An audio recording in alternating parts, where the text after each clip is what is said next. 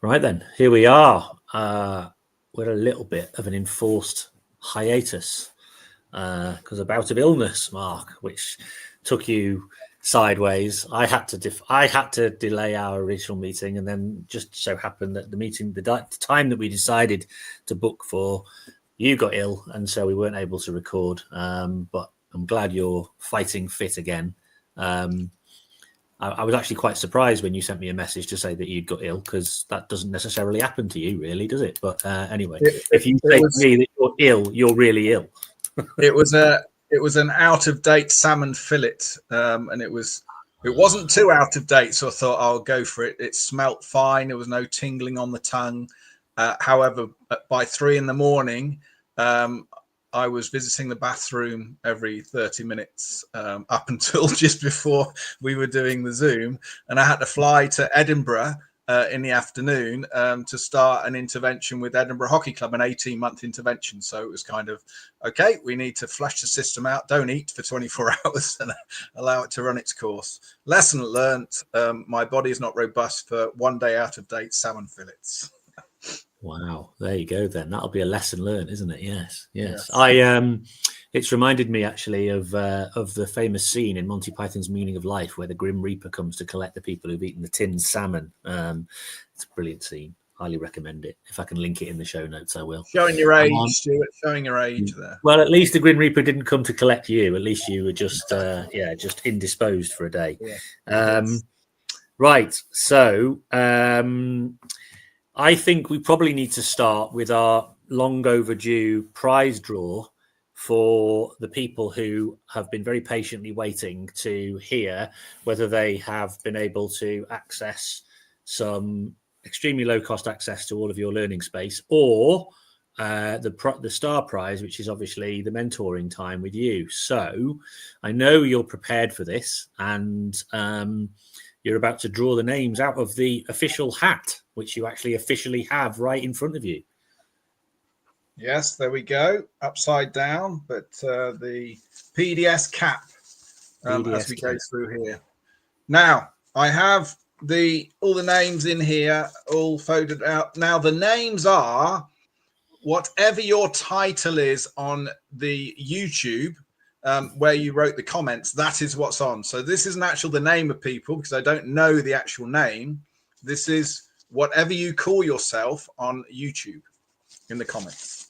Okay, so the first prize is 95% off joining the members area, plus a one-to-one Zoom with me free.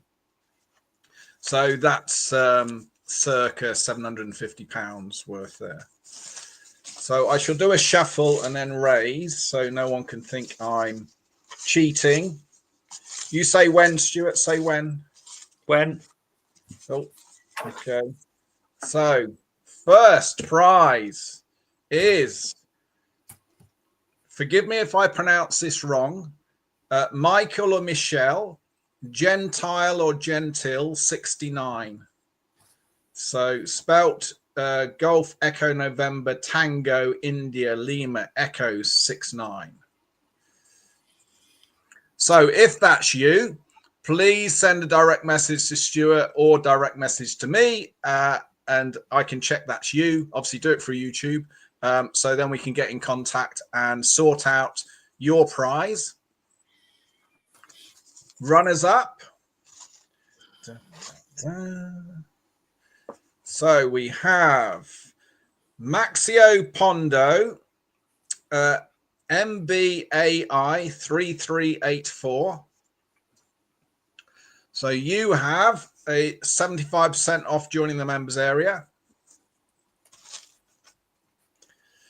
And this is a bit shorter. Ash LARJJ is, let's see. I bet you're thinking, how do people make these names up now, Stuart, on the YouTube? I really am. So, longer one. But easier to say. So Jason Shan says consulting. And the final one is Raymond Moore 5885. So all of you have the 75% off joining the members area. So please get in touch, and then I can share the code with you that only you can use, and it's coded so only you can use it. So yeah, don't share it because it won't work. Excellent. Well, that's good. There We we go. managed to get that done, and glad that everybody got involved. I think that's going to be, I mean, as my own learning journey through the learning area is continuing, there is a gigantic encyclopedia of information in there that's, continuously evolving. So there's definitely a lot of value to be gained by the people who are engaging in that. Now, before we launch into today's topic, I'm going to just quickly remind everybody that if they can like, subscribe, share and comment, that's actually really beneficial to help the channel grow, help the podcast grow. And it would be really appreciated by us, because we now know that lots of people are beginning to actually get to experience these conversations for the first time and experience sort of the power of PDS for the first time. And that in itself has been valuable to some people who've been getting in touch. So the more you can do to do that, obviously it helps us, but it definitely helps those people that you share it with. So think of it as a gift that you can give to somebody else. Don't keep these secrets to yourself. They're not secrets, they're to be shared. Right, so Mark, weave our way gently into today's subject matter, because we're going a little bit topical today, having deep dived into some of the heavy duty elements of PDS. We're going to go more into sort of topical stuff and then relate that to elements of PDS. So weave it in. So yes, topical at the moment is obviously we have the rugby union in UK, the Six Nations, and Wales, who are passionate about rugby as a nation, and they have lost a record amount of games in a row, and they are the lowest have ever been in the world rankings. And their present coach is now being reviewed by their national governing body in the Wales Union as a review whether to keep him or not. Some people on social media are asking, should he go? Although he is still one of the best coaches, rugby coaches in the world, bar none. He's had great success at the highest level, and it's an example of how people are looking for somebody to blame for results, and not actually looking at is that coach better or worse than that coach was before, or are there other variables out of that coach's control that may be impacting so many elements building up to selecting the squad and then selecting the players for the match and then the match result itself. Yeah, I mean, this is one of the areas that I think is one of the challenges, I suppose, when it comes to leadership, but also obviously leadership in sport in this case, is if a leader or if leadership is only ever viewed in light of performance, then obviously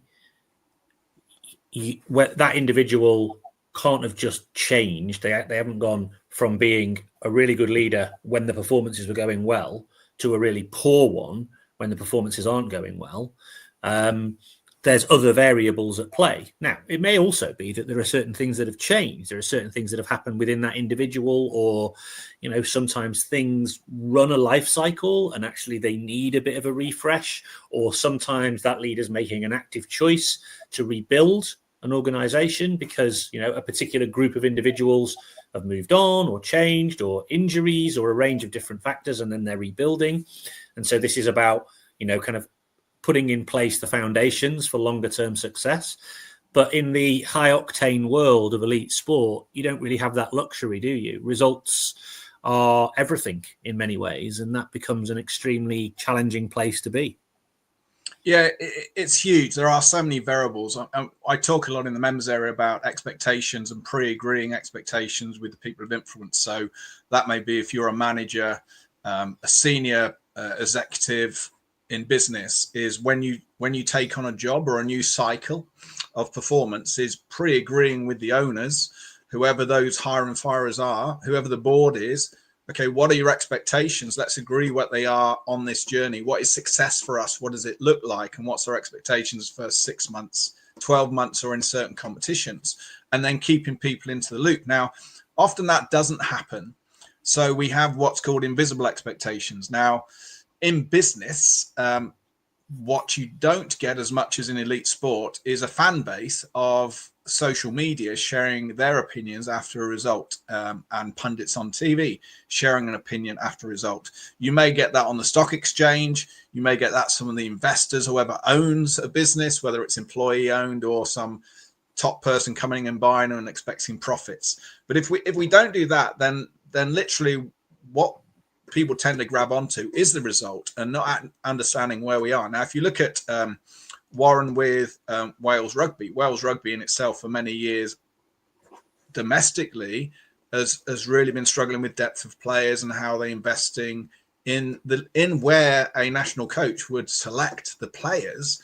And then all it takes is a couple of injuries on a weaker capability team compared with the likes of some of the other nations you're working with. And now, there's only so much a manager or coach can do working into something like a Six Nations.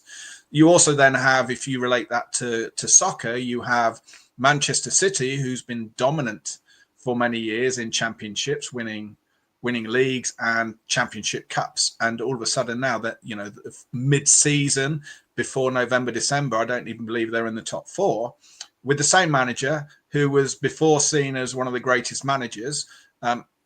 Not a lot of it has changed. He's had a couple of injuries, which people do, but all of a sudden now they're not getting the results people were expecting. So some jump on, well, what's going wrong? Let's look at someone to blame. And some look at it and say, well, actually, let's see where it goes. We still believe in the manager. We still believe in what they're doing. But then it's that element, if we go back to Williams F1, Stuart, as an example, we've got someone that's come in there and that person has shared with the media and everyone, the whole organization, these are expectations this year. And these are expectations next year. And this is what we're building to in 2026. So he's starting the second cycle now with Williams F1. He's made it quite clear it's still not about results on podiums, etc. This is what we're building towards. And he's been continually really explicit with the media. So this is where the struggle is in sport, how can a manager do that? And do they then have the backing of the fans and the influencers and the owners? But also, do they have the backing of the team? How clear are they at the belief of the squad in the manager, in what they're doing and where they're going? That direction of purpose, that expectation of that. This is why we're doing this now, because this is what it's going to give us in 2, 3, 4 months. Be ready for it, trust the process, but I want to show you what that process looks like. And these are all the variables that if we're looking at it with filters on based on results, only results, we may come up to a false conclusion that would then impact where the blame goes or where the conclusion ends up. Yeah. So what you made me think about when you were talking about that was I watched a podcast. It's called The Good, the Bad, and the Rugby, which features James Haskell and a couple of other people. And on that podcast was the chief exec of England Rugby, Bill Sweeney, who again has been under fire for a variety of different things. It seems that everything that's going wrong in the world of English rugby falls at his shoes, so to speak. It's interesting because he's only got a certain amount of control over some of these things. But anyway, one of the interesting things about it was, or the bit that I took away, was he came on and he spoke very, very openly and very honestly and very candidly about the challenges that the organisation has faced.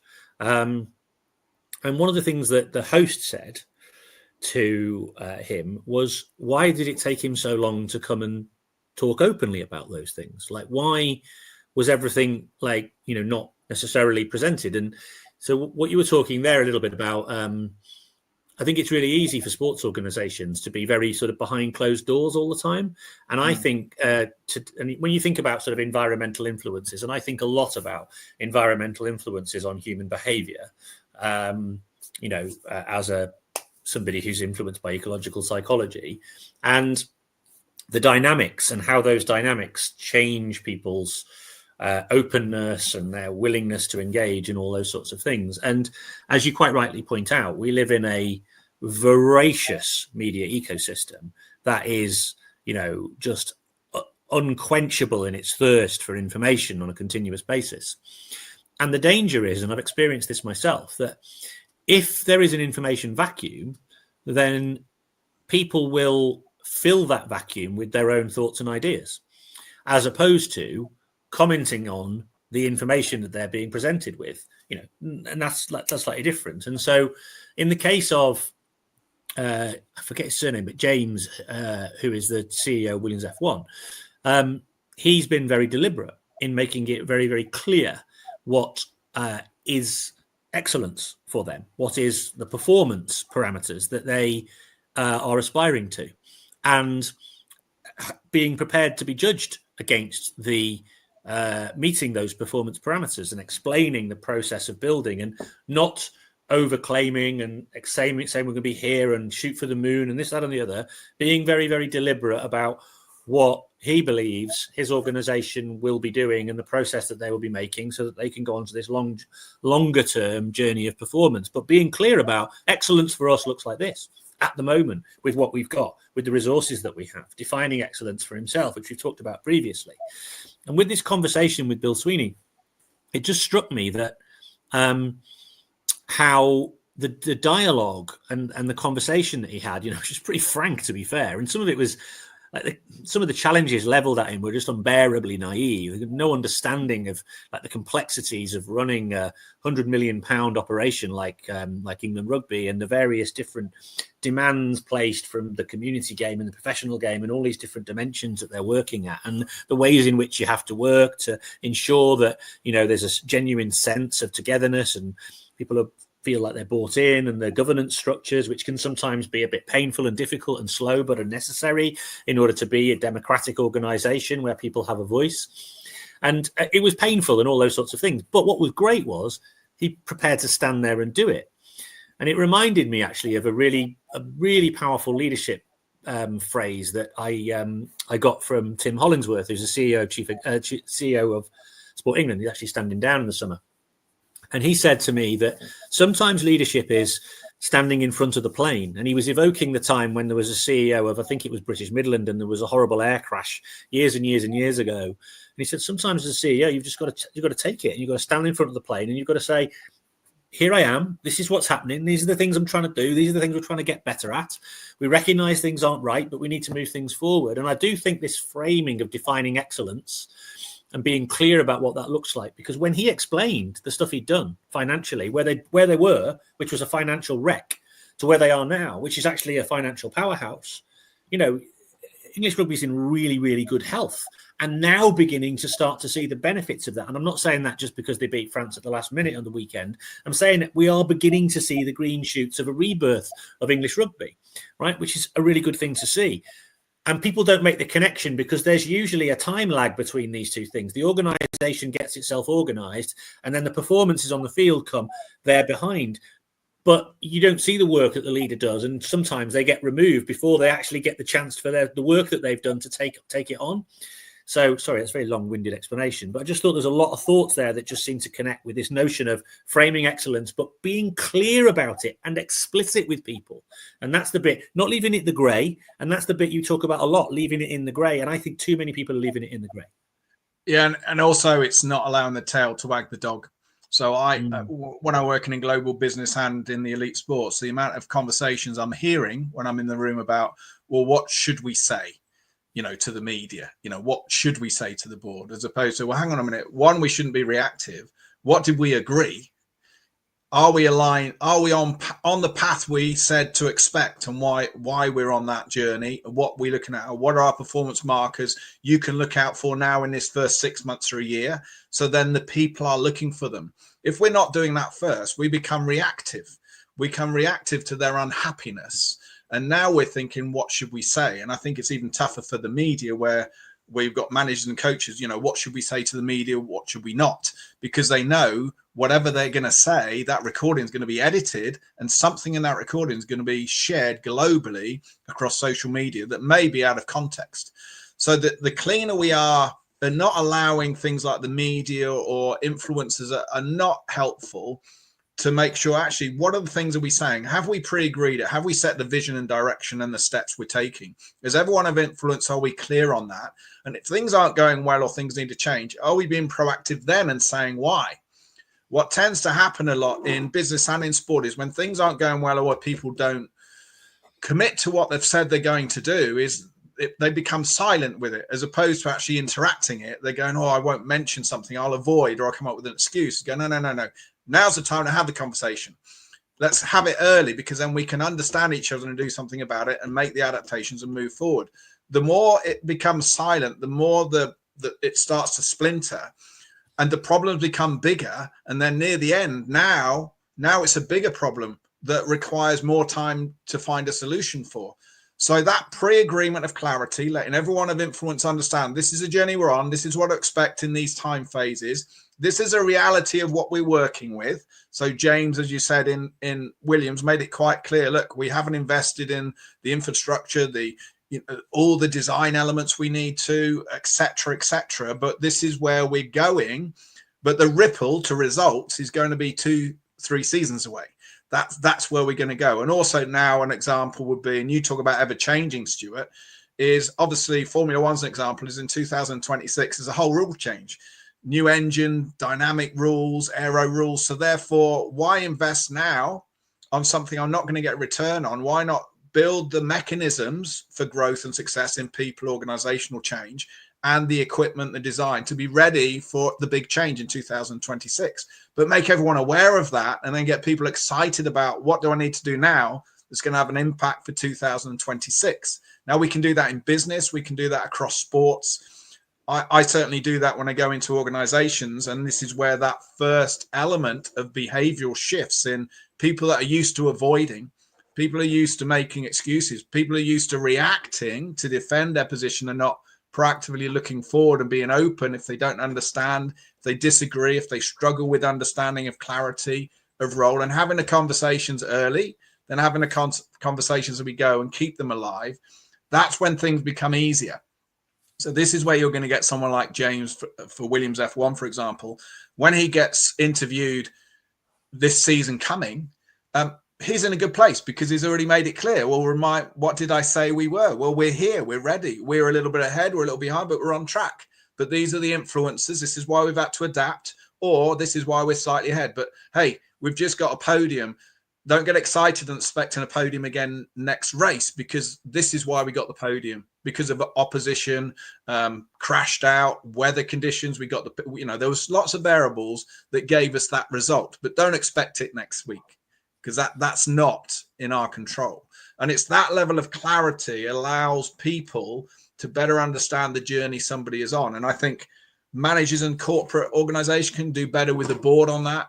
Sports teams can do better on the boards within that, but also they can do better with the media on that side of things. And I think the problem we have is if we're looking at sport and media, a lot of the people that making the noise are not the informed, but they have a greater noise, a greater following, and they influence others. And all of a sudden, someone's white noise becomes a belief truth. Now that ends, and sometimes we've seen people being fired because of the pressure from the media, as opposed to, hang on a minute, is this the right choice to make, or are we being pressured by the media? We see it in politics all the time as well, don't we, Stuart, without going into politics. And going back to your point, Stuart, when you were talking about the RFU as an example, now, for people that are listening that don't know, Stuart, you were working in a part of the RFU in the development, so you were inside the organization, weren't you? So you could see the bigger picture. Well, yes, and I understand the complexities of working in an organisation like that and how things need to work and the time it takes to put those things in place. Don't get me wrong. I mean, I think there are definitely aspects of sports governance that need to modernise. I think the demands. sorry, not the demands, but the way in which I think people now expect change to take place, and the agility that you need to be able to work with sometimes doesn't exist, because sports organizations, particularly ones that are kind of member based, and they're made up of, so if you take take RFU as an example in the rugby, they're essentially a members organization, and the members of the clubs, there's about 1,600 clubs, and those clubs essentially then elect, they're usually grouped by counties. So there's various stakeholder factions, but also they're grouped by counties. So, each county gets a representative, forms the council, and there's various other people on there. And those people, that council essentially is the sort of the governing body itself. And then they elect, or essentially they appoint a board and a chief executive and an executive team to then essentially carry out the wishes of the membership. So in principle, the national body only really exists to carry out the wishes of the membership. And the way the RFU is structured, which is different from many others, and people don't necessarily realize this, is that historically, the way a governing body would ordinarily work, golf, for example, which worked in for a number of years, is that revenues are collected from club members and then passed through to the national body in order for the national body to then enact the wishes on a national scale of that local membership for the good of the game, because you need a nationally representative organisation to be able to attract inward investment, etc. But in the RFU's case, it works the other way around. There is affiliation and stuff like that, but actually what generally happens is that the RFU makes such an amount of commercial revenue from TV rights stuff and from gate receipts at Twickenham and various other things. It actually generates all its revenue independently and then cascades that down into the grassroots game. Around about 30 million a year goes into grassroots, 30 million goes into sort of performance pathway activities, and then about 30 million goes on sort of professional England team elite work. And it's really interesting because that's quite a significant operation that they're running there, and the way that works is very, very different. And if it didn't exist, then the grassroots community game would be really impoverished. Now, knowing all of that, right, the problem you've got with all of that is you've got so many stakeholders with so many vested interests that it's extremely difficult to make change. And so any individual, I think people think that an individual leader can go in and just go magically flick a switch. A professional sports organization, you've got more possibilities of that, but not exclusively, because Warren Gatland is still going to be responsible to a board and to a council and to stakeholder representation. And the level of support and resources he gets is going to be determined by them. And so in many ways, they don't just have the ability to switch things on in a national team role. Professional sports organizations, a little more, but you're still required to make, concessions to sponsors and other investors and all those sorts of things. So the dynamics at play are really quite complex. But one of the things that really struck me about working in that organization is that very easily, I think, a leader can find themselves in a real difficult decision, right? It's almost like an ethical decision, which is, do we sort of drag the organization kicking and screaming and sort of really do the modernization agenda that we need? Because that's what the people out there are looking for, and the people people who become representatives, they very often go there with their volunteers very often, and they go there with an idealized notion of pretty much wanting to keep things the same. And so if you're not careful as a leader, you get trapped in this world where, the system itself does exactly what it's designed to do, which is to maintain the status quo, right? And so it takes a brave leader to say, no, we're going in a different direction, because that's what's demanded. That's what the people are asking for. Sometimes those elected representatives aren't always representing the best interests of the people out there, particularly the wider community who don't necessarily have the understanding of the governance systems. They know they need to make change because societal changes bring about. And I know this is true, by the way, because certain sports leaders have come to me, for example, when I was working at Sports England, saying, we need you to bring about this change. We need you to actually tell us to do this, because otherwise we can't get the momentum internally to bring about the change, particularly on things like inclusion, equality, those sorts of agendas, trying to open up sport and make it more accessible. Very often that isn't that well received. And so sometimes you need to force that. So I know how leaders find it difficult to stick their necks out for some of these things. And it's very, very easy to criticize them for not doing so. And so, you've got to be mindful of the dynamics that you're operating within and the speed of change that you can go with. And that's often what people, but people don't see that. All they see is there's inertia. I'm not getting what I want. I'm going to call for somebody's head. And that's not always the best way to be. No, and it's separating two elements here. One is change needed, or actually it's just where we are with who we've got. But we've got to keep doing what we're doing right now. There's nothing we can do to change. Warren may be in that situation. So I have this amount, I have these players. This is all I can pick from. I've got some injured. What can I do with who I have right now? What can I get the best out of them right now? And the one thing I can't control is the level of the opposition capability right now, within this year, within this season.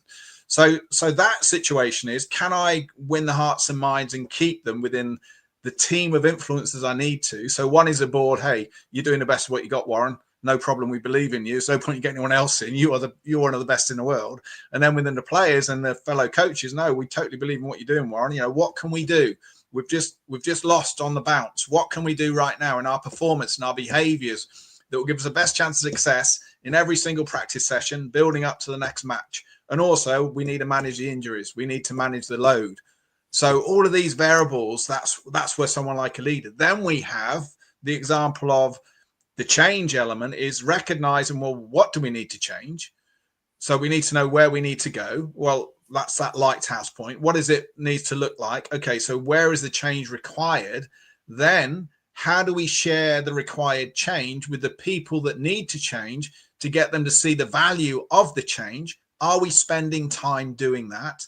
Then when we've done that is understanding, even if someone sees the value in the change, the chances are they won't do it in their busy lives. Some will, some won't. So then we've got to be ready. What mechanism of supporting the change in the patience required for that change, and understanding that can take up to 6 months easily just to get it moving, get it more comfy, is are we prepared to have that patience of that amount of time, but also being relentless on the support and challenge mechanisms that we need to build to be more skilled in to embed that change within the very people that we need to change. And as you say then, Stuart, it's understanding the result is a ripple of the change. So we know change initially is a bit itchy, a bit uncomfortable. Are we smooth at it? Do we see a productive line? Sometimes, not often. But then the result impact, if it's a bigger result, the big, like in a corporate business, whatever their results are on increased sales or profit margins, whatever, that may take 6 months, a year, 18 months. It may take 3 months based on the level of change required. So now we've got to be hitting on, do we need to change? No. Okay, so what do we need to do then to get the best? Is it just a tidal? We've got, the situation's out of our control. Or do we need to change? Okay, so what is it? What are we building towards? Where's the most impactful areas? Who needs to buy into this? Who needs to share the value? Now they see the value. Now they've got to commit to the behaviors required. Do we agree what they are? Okay, now we've got to go on that journey of discomfort, of regression, progress, regression, progress with human beings to get them over months and months going, right now, this is the new way. And all of that, I know we've initiated conversations about that before, Stuart. All of that is that where the leader coming in, two things have to happen. Is they've got to have time to identify, is it a change you need? Or have we got what we need? We just need to get the best out of it. Or is it a change? You that's going to hire me, are you prepared to give me the time and the resources and the autonomy I need to facilitate that change that's required to give you the return that you're looking for? Well, let's have a discussion about that first and some agreements before I say yes.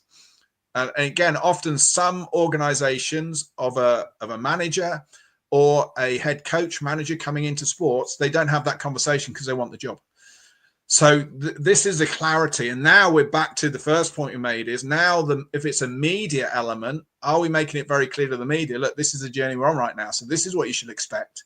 And let me share with you the markers that you can look for on this journey. If we're a little bit late, no problem. If we're a little bit early, no problem, but we'll let you know. So be ready for this. Or someone like Manchester City, we're saying, look, we got some players, issues. We trust in ourselves. We'll still be top four at the end of the season. It may not be our winning year, but, we're halfway through the season. People are writing us off. No worries. We know what we're doing. We're strategizing. I mean, he did a big recruitment of players to fill those voids of some of the injured.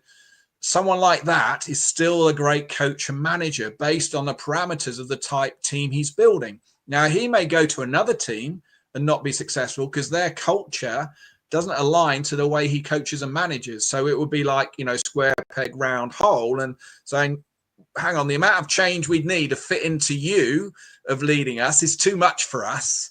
Let's get someone else in that aligns to what we're doing. Still a great manager coach, but actually what you want to is too much of a step change to where we are. Or no, it's the step change we need to get who we need to be. We need you in because we're not going to do it without you, but we understand the discomfort. And these are the variables that we need to look at.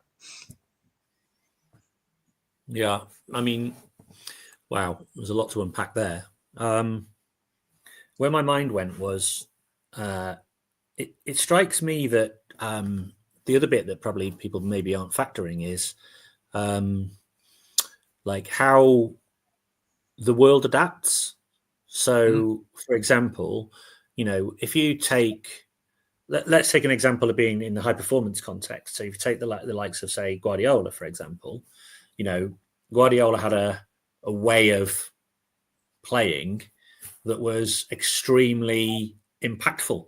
It really worked. It was, it's often referred to, I think, as positionism. This isn't getting like massively into the coaching side of things, but a particular model. And it worked very well. And it worked very well for a particular group. And, you know, because he also had the resources at his disposal, he could almost pick and choose the right players for his model. But of course, what hasn't factored there is that the other teams are always going to watch and observe and analyze and adapt.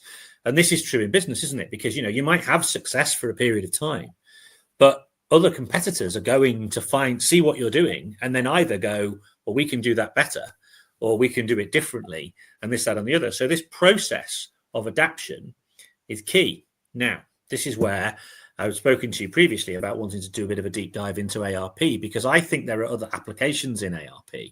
So often you refer to ARP, obviously, as a mechanism or a framework to enable interaction, either between an individual to an individual or an individual to a group, as a mechanism by which to create alignment and agreement around things that we're going to commit to in a goal. But it strikes me that ARP is also a framework for strategy development, and actually not just strategy development as traditionally done, whereby, you know, we do a bit of research and then we put together some aspirations and goals and we say, yes, that's what we're going to try and achieve, and off we go without real clarity as to what's actually going to be required.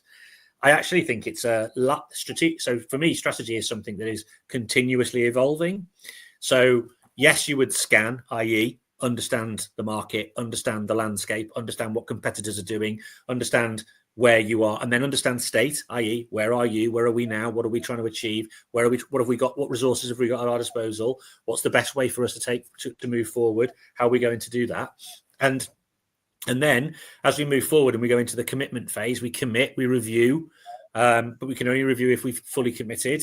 And then we go through the cycle again, and we continuously go through that cycle as we iterate towards our improvement. And I actually think organizational strategy and tactics can be designed in that way. And the bit I think is, I wonder, again, I can only speculate because I'm not on the inside, but when you see leaders that are very, very successful, and then you see them going through a period of not as successful, because let's face it, they're still pretty successful, they're just not as successful, or they're not meeting their own expectations or the expectations they've established for themselves.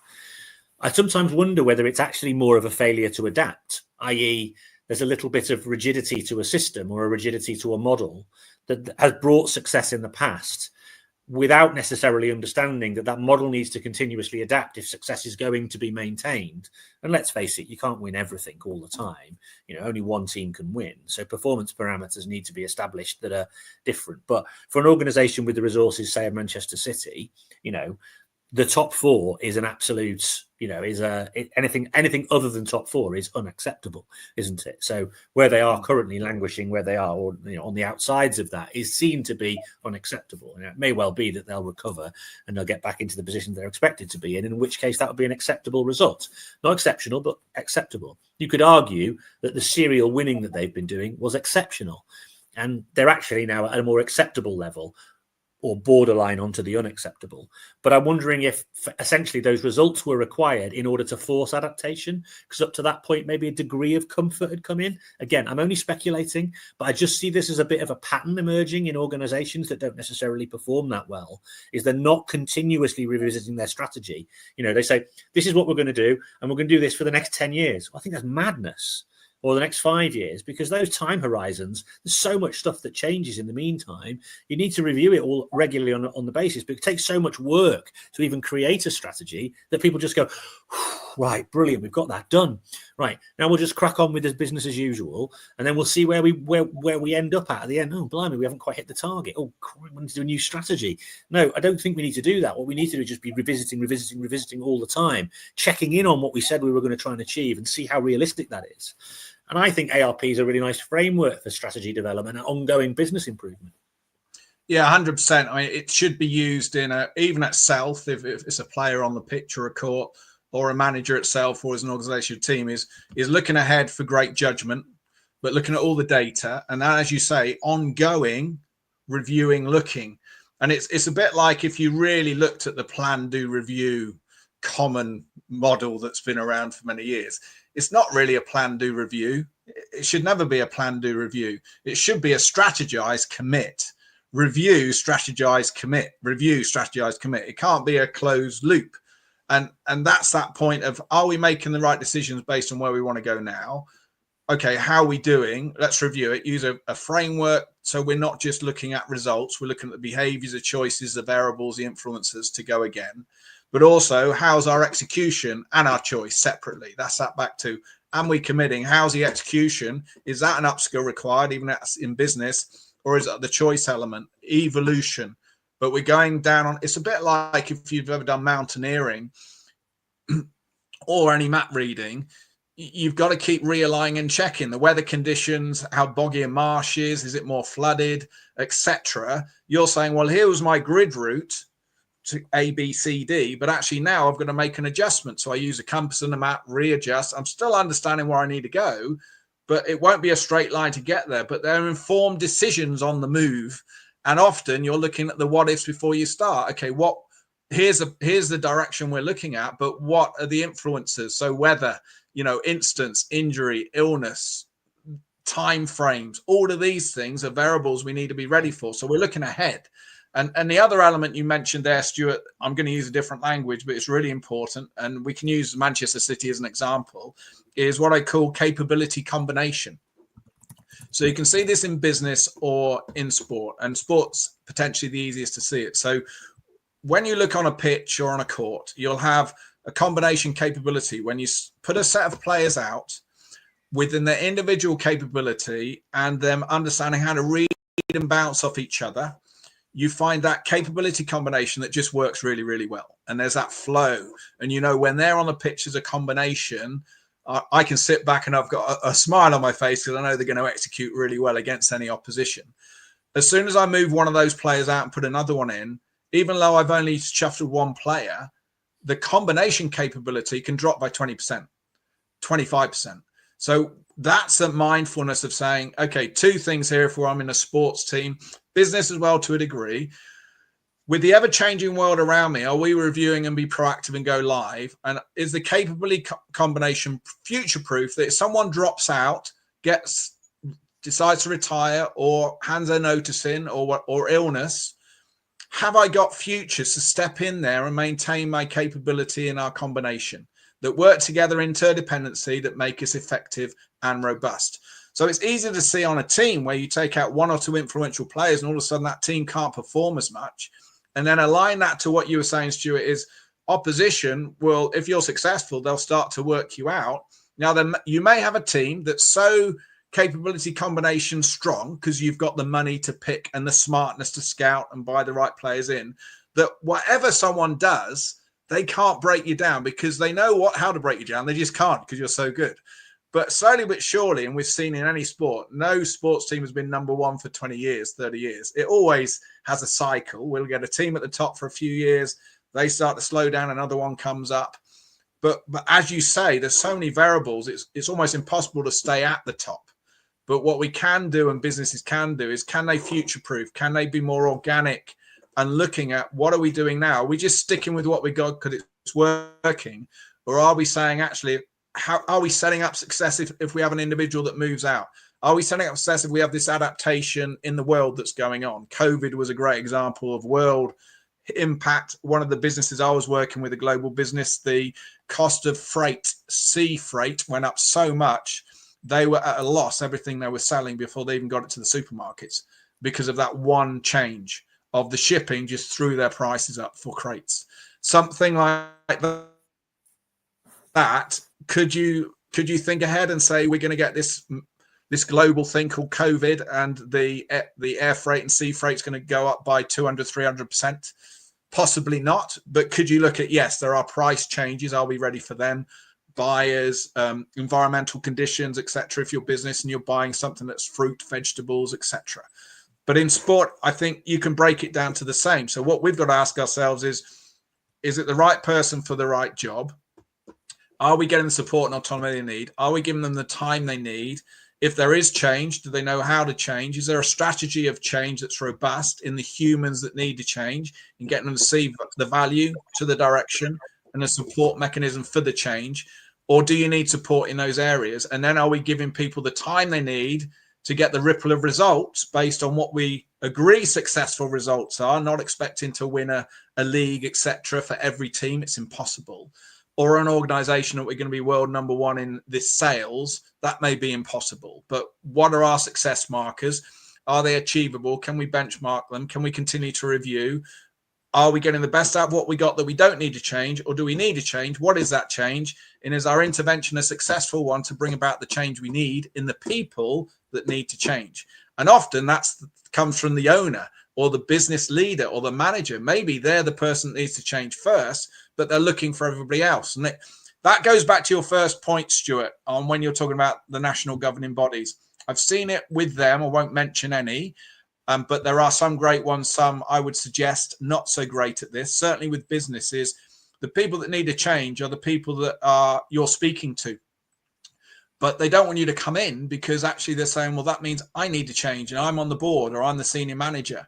And actually, I prefer to push it out to somebody else. The vulnerability of saying, actually, yes, I need some support here. Maybe we're not fit for purpose. Maybe we need to make some adaptations to what we do and not look at where the problem is elsewhere. And I think that also is a challenge within organizations where you're looking at the senior members are the people bringing in the specialists or identifying something needs to change.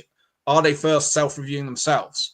Are they being honest enough and objective enough to go, actually, is it us before we look at others? That point about change starts at self. I think these are all the dynamics that we're working with. Yeah, I think it's one of the reasons why I think the self-review process and the fact that, as part of the rule of three, self-evaluation, peer evaluation, managerial or leadership evaluation in that order, and one happening before the other, ideally. I think one of the reasons that's so important, and the framing around what is acceptable and UAE is acceptable and exceptional, is so important, because again, what this is doing is placing ownership with the individuals who are central to the actual delivery. And the benefit of that is that the feedback you get all the time then helps you to iterate. It helps you to get that perspective and the sense of where you are. And I actually think very often when you have organizations where leaders are expected, or if not, sometimes where leaders make all the decisions, and therefore those people who are sort of closer to the coalface, so to speak, they find it easier just to sort of abdicate responsibility. Oh, well, the leaders will make all the decisions. I'm not paid to do any of that. And when that happens, you lose the connection between what's happening, and then you lose that natural insight gathering and adaptation around an organization's health. And that's when they then bring in all the consultants to do the health checks and the surveys and all those sorts of things. But actually, it's a feature of the sort of disconnect between a leadership group and the people who are essentially the kind of means of production, so to speak. Probably the wrong language, but you know what I mean. That's if you need all of that sort of stuff, that's where you get that's a feature, because the dialogue isn't right, the corporate culture isn't right. You haven't got that sort of conversation happening on a regular basis. You're not in touch with where people are going and how they're performing and all that sort of stuff. And I've been in so many organizations over my career where things like PDRs, so you could say ARP is a form of a performance development review process or something along those lines. But PDRs are really a once a year thing, and they're performative. They're done to make it look like managers are doing their jobs. And sometimes they're attached to pay. Sometimes they're attached to, kudos. Sometimes they're attached to opportunities for advancement, maybe something along those lines. But rarely are they actually genuinely done. This should be part of a regular weekly dialogue or a monthly dialogue, or part of a one-to-one that a leader would have with his team or her team. And that's and because that doesn't really exist, that then means that the leadership and the cultural environment becomes impoverished. And then you're at the mercy of these things happening to you because you haven't got the ability to adapt. And so the communication flow is so valuable. When people think, oh, this is hard work, it's difficult, I've got to implement all this. Yeah, it pays you back like tenfold. Not easy to do, otherwise everybody would be doing it, right? And they wouldn't need your support and guidance. But it does make a big difference. I mean, facing into some of that at the moment. And if we're going back to one of the first points you made, Stuart, also is I was a keynote last week for British Equestrian, and they're starting their Olympic cycle again, Paralympic cycle, and they're a great example of they were world leaders, and so what they were doing was working. But in recent years, there's been other nations that have really started to invest in equestrian, and all of a sudden the gap is now closed. Now, it's not because they've regressed in what they were doing. It's actually now because others are catching up and to a degree overtaking in certain areas. They've now got to look and say, what we were doing is no longer sufficient to get the success that we want. So now we've got to look at how can we enhance what we're doing and looking at every single element. And that's why they brought me in to have a look. So I observed over the days and then presented to have a look at, could I be somebody that could support them in that change? They're now recognizing that for us to be number one again, what we were doing to get us number one in the past cannot work in the future. So that's an example, as you're saying there, is the world is changing. So we have to change. Although we were number one, if we keep doing that, we will no longer be number one. So what is it we need to do? And being focused on what's the need and invest in that change there. The Edinburgh Hockey Club's the same. They're looking at an 18-month to be number one in Scotland as a club, from grassroots all the way through to the senior. And they were once, but they didn't change in the way the world was changing. And now they are fully committed into saying it's not going to take a couple of months. We're going to invest 18 months into building our culture, our behaviors, how we interact with parents within every single player of every age group, to one, keep the ones we have and engage them, but also be the one that parents want to take their kids to and drop them off. And performance players that say, I want to come and be in your club because I see that's the club I want to be part of. So that won't happen overnight. So they've set an 18-month. It's same as British Equestrians looking at a year to embed the first set of changes for the World Championship, not expected for a couple of months. So these are the type of organizations, and the same as James with Williams F1, that are recognizing change takes time, but it's not just about a time. It's what are we doing today that's going to have the impact that's going to impact tomorrow, that's going to impact next week, next month, next year. And that's where we're focused. Do we know the direction? Do we know what we're looking at? Do we know what we need to do to support and embed the change? And as we've mentioned many times, Stuart, going back all the way when we first went on that course with golf, is recognizing and overtly celebrating when there's been a positive shift in behavior, when there's been a mini win, when there's been those exceptionals, and not only have the conversations when things are unacceptable.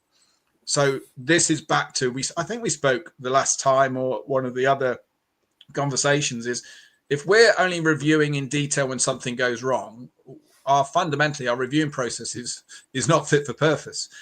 Our accuracy of evaluation when things go very well or neutral or not right should be the same level of accuracy in state, judgment, choice, execution, commitment, that evaluation on the controllables, to allow us to learn from the best practice and repeat, or know do we need to adjust now? Or was it one of those things that we just keep doing this, we won't get the results yet, but actually it's still the right choice for execution. We're just not ready yet, but let's keep doing them.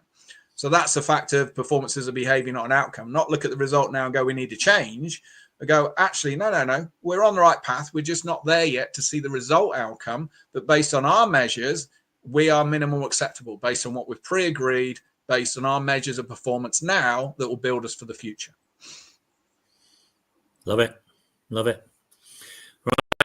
Right. Well, that's a good way for us to wrap up this week's episode. There's a lot going on in the world, isn't there? Lots of food for thought, lots of things to do. I mean, we've got an interesting live case study going on in a couple of places that I'm involved, where you're doing some deployment, which at some stage we'll probably talk about and reflect on. Yeah. But lots of that stuff happening very much in a lot of what you just said there really resonated with, some of the lived experiences of working within organisations. We need to talk about my hockey club as well, because I think we could do with an intervention as well. The leader there is rubbish, i.e. me, or at least I need a bit of a refresh around how we can implement some of this stuff with a group of volunteers and all those sorts of things. So there's something to be discussed at a future date as far as how we might implement some of these things with, it's very easy to talk about professional places where people do this for a living, or a business where people are actually, making a bit of this. But when you have a voluntary space, there's a different kind of, the principles are the same, but the application might be slightly different. And it might be worth exploring that for anybody who's leading a community sports club like I am, and seeing how some of these principles could be embedded. Trail that one for next time. And I'd say, if anyone's listening to this, I know we've had a lot of sort of long sentences, but the one thing I'd say take from this is for anyone recognizing they're not happy where they are in performance behaviors in the organization or at sport or business, is make sure if you're looking at change, don't just look for change. Give yourself a year, 18 months. Be patient with it, but actually ask yourself, is it change, or is it just we need to tighten up on the interdependency of who we have now? If it is change, we know what it is, linked to the direction, and are we making sure everyone that needs to change is understanding the value? And always look at yourself first, whether that's recording yourself in corporate business meetings, one-to-ones, if you're coaching, record yourself and see, am I doing and being the person of excellence that I think I am before I look at anyone else? So there's some things you can take away already. But my big, for any organization working with, I've got a conversation with another country's Olympic team for the next Olympics again. They're looking for the same type principle, is the time required, and give it the time, plan the time in, set your expectations fair, and then know how you're starting, win the hearts and minds, and then start the little steps, knowing you're probably going to get more regress and progress initially. That's part of the journey of change. Be fine with it. Cool. Thank you, Mark. See you again for our next recording. Thank you.